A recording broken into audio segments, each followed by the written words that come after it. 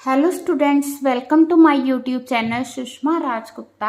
Important questions की series में अब हम करने जा रहे हैं बीकॉम सेकेंड सेमेस्टर का बिजनेस लॉ, जिसमें हम डिस्कस करेंगे लास्ट ईयर क्वेश्चन पेपर और इम्पॉर्टेंट क्वेश्चंस चैप्टर वाइज। चलिए शुरू करते हैं।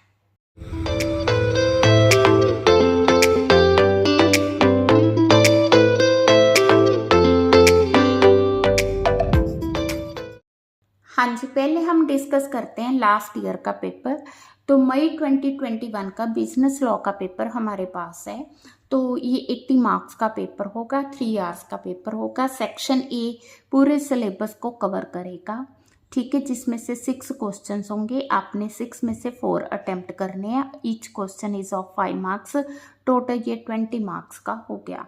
जो सेकंड सेक्शन है, सेक्शन बी, वो यूनिट फर्स्ट से होगा। इसमें हमारे पास 4 क्वेश्चंस होंगे। 4 में से आपने कोई 2 क्वेश्चन अटेम्प्ट करने हैं, ठीक है जी। तो ये हमारे पास 4 क्वेश्चन हैं। 2 question sale of goods act में से हैं, 2 क्वेश्चन नेगोशिएबल में से हैं, ठीक है जी। देन सेक्शन सी है हमारे पास। सेक्शन सी सेकेंड यूनिट से होगा, जिसमें 4 क्वेश्चन होंगे। आपने 2 क्वेश्चन अटेम्प्ट करने हैं, ठीक है। तो ये 2 क्वेश्चन, ये फैक्ट्री एक्ट का क्वेश्चन है, ये फैक्ट्री एक्ट का क्वेश्चन है, और ये हमारे पास इंडस्ट्री डिस्प्यूट एक्ट का है, और ये इंडस्ट्री डिस्प्यूट एक्ट का लास्ट क्वेश्चन, ठीक है जी। हाँ जी, ये है हमारे पास मई 2020 का पेपर।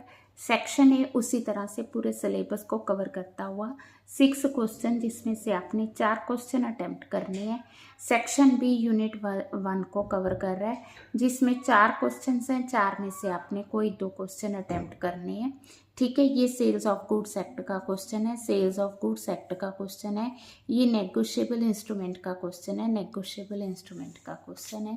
देन हमारे पास सेक्शन सी आ गया, जो सेकेंड यूनिट को कवर कर रहा है, ठीक है। इसमें हमारे पास 4 क्वेश्चंस हैं। ये फैक्ट्री एक्ट का क्वेश्चन है, फैक्ट्री एक्ट, और ये इंडस्ट्री डिस्प्यूट एक्ट का है, इंडस्ट्री डिस्प्यूट एक्ट का है। तो इसमें कोई हार्ड एंड फास्ट रूल नहीं है कि 2 क्वेश्चन यहाँ से आएंगे, 2 यहाँ से आएंगे।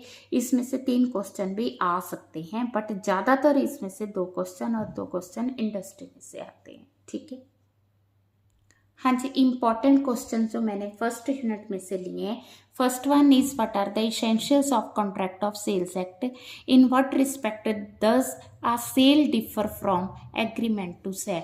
मीन्स इन दोनों का आपने डिफरेंस बताना है, ठीक है। नेक्स्ट हमारा क्वेश्चन है कंडीशंस एंड वारंटी क्या होती हैं, इम्प्लाइड कंडीशंस एंड वारंटी क्या है, when the breach of condition is treated as breach of warranty. किन केसेस में ब्रीच ऑफ कंडीशन को ब्रीच ऑफ वारंटी माना जाता है। नेक्स्ट है when does the property in goods passes from seller to buyer, ठीक है, कब पास होती है। तो पासिंग ऑफ प्रॉपर्टी के जितने भी रूल्स है वो आपने एक्सप्लेन करने हैं, ठीक है। नेक्स्ट है कि क्या नॉन ओनर गुड सेल कर सकता है, ठीक है, क्या वो वैलिड है या नहीं है, तो आपने इसको एक्सप्लेन करना है। इसी क्वेश्चन को सेकंड फॉर्म में लिया गया, no one can give what he has not. How does this maxim, means जो राइट किसी एक पर्सन के पास है नहीं, वो दूसरे को राइट कैसे दे सकता है। तो ये भी नॉन ओनर की बात कर रहा है, ठीक है। इसी में और करके लिखा, मीन्स ये आ सकता है, ये आ सकता है, या नेमो डेट कॉर्ड नॉन हैबिट। इसका मतलब है कि नॉन ओनर जो है गुड्स को ट्रांसफर नहीं कर सकता। आपने इस चीज को एक्सप्लेन करना है with exceptions. Now next question है what is delivery of goods and what are the rules regarding delivery of goods. Next हमारा क्वेश्चन है अनपेड सेलर का, what are the rights of unpaid seller, ठीक है। Next हमारा question है right of stoppage of goods in transit, क्या हम रास्ते में चीजों को रोक सकते हैं, किन केसेस में। The right of stoppage in transit is an extension of right of लियन। Means पहले राइट ऑफ लियन अराइज होता है, उसके बाद राइट ऑफ स्टॉपेज अराइज होता है। तो एक तरह के ये राइट्स ही बताए गए हैं, इनको आपने एक्सप्लेन करना है। हाँ जी, नेगोशिएबल इंस्ट्रूमेंट एक्ट में से है। What is negotiable instrument act? Describe the fundamental features under which distinguish a negotiable instrument from ordinary instrument. ठीक है जी। What do you mean by promissory note, bill of exchange? Give their essentials and specimen. ठीक है, दोनों को specimen बना के दिखाना है आपने। Now write a note on foreign instrument, in short instrument, accommodation bills. Now next है what is accommodation bill? Explain different type of accommodation bills. तो जितनी उसके टाइप्स है उनको एक्सप्लेन करना है। Next, what is holder in due course? What are the privileges under Negotiable Instrument Act to holder in due course? Means holder in due course के पास कौन कौन से privileges हैं? बड़ा अच्छा क्वेश्चन ये है, आपका बनता है। Explain liabilities of various parties to negotiable instrument। ठीक है जी। नेक्स्ट आ गया what are the rules regarding presentment for payment. किस तरह से आप पेमेंट के लिए प्रेजेंट करते हो।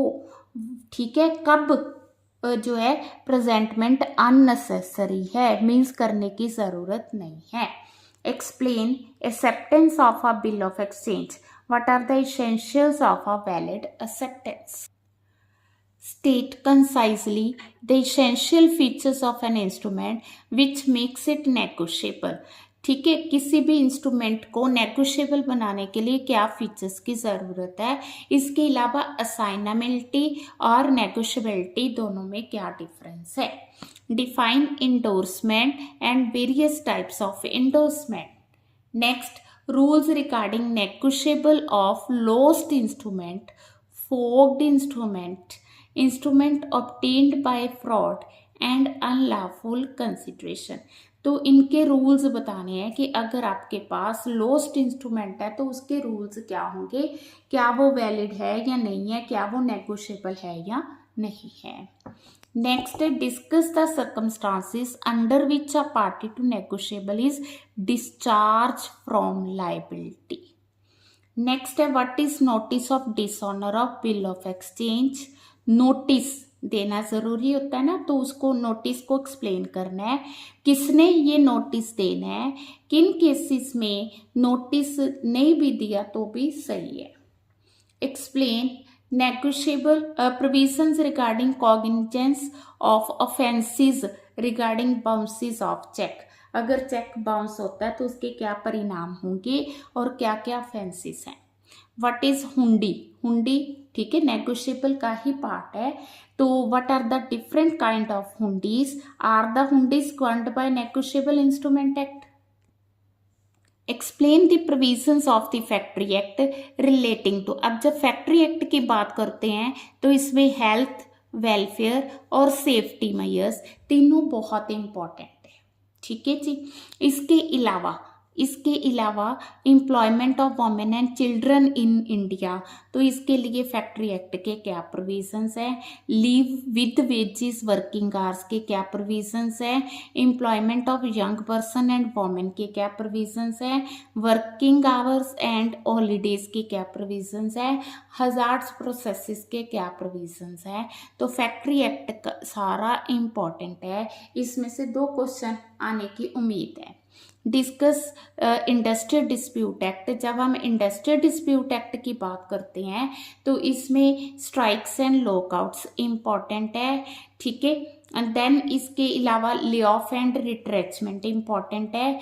देन अवार्ड एंड सेटलमेंट का टॉपिक आ जाता है। देन इलीगल स्ट्राइक क्या है, उसके कंसिक्वेंसेस क्या हैं।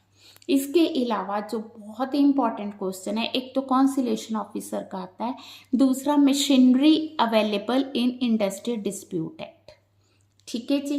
तो यहाँ पे कॉजेज पूछे हैं और यहाँ मशीनरी भी किस तरह से हम डिस्प्यूट को सेटल कर सकते हैं।